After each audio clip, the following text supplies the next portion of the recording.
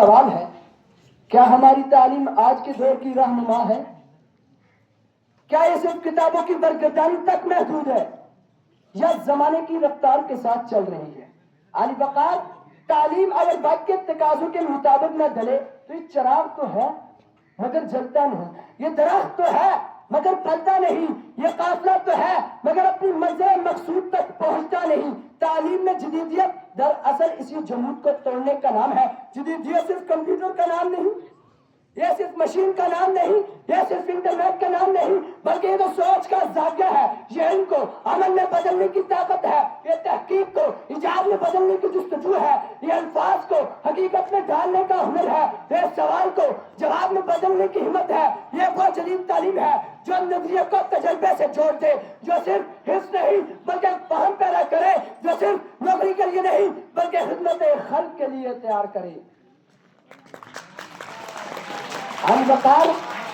اگر ہم تاریخ پر نظر ڈالیں تو دکھائی دیتا ہے جن قوموں نے اپنی تعلیم کو جدید رنگ دیا وہی دنیا کی قیادت پر فائز ہوئی۔ ذرا جاپان کو دیکھ لیجئے، راکھ کا ڈھیر تھا، وہ ایٹم بم کے دھماکوں نے اس کی زمین کو چیر دیا تھا، اس کے شہروں کو مٹا دیا تھا اور انسانوں کو جلا دیا تھا، مگر ان کی جدید کرن نے اس مٹی کے ڈھیر کو فولاد میں بدل دیا، اس جڑے ہوئے دیش کو نئی دنیا میں لا کھڑا کر دیا۔ علی وقار، یہ ہے علم جدت کا کمال، یہ ہے تعلیم کی کرن، یہ ہے قوم کی کامیابی کی اصل بنیاد۔ چین کو دیکھ لیجیے، غربت کی زنجیروں میں جکڑا ہوا ملک، محرومی کے اندھیروں میں ڈوبا ہوا معاشرہ، تاتاریوں کا مسکن، مگر جب اس نے اپنی تعلیم کو جدید بنایا، نصاب کو بدلا، طریقہ تدریس کو بدلا، تکنیک کو بدلا، تو وہی چین دنیا کی سب سے بڑی طاقتوں کی صف میں آ کھڑا ہوا۔ علی وقار، یہ ہے علم جدت کا کمال، یہ ہے ترقی کا زینہ، یہ ہے قوموں کے عروج کا راز۔ افراد کے ہاتھوں میں ہے اقوام کی تقدیر، افراد کے ہاتھوں میں ہے اقوام کی تقدیر، ہر فرد ہے ملت کے مقدر کا ستارہ۔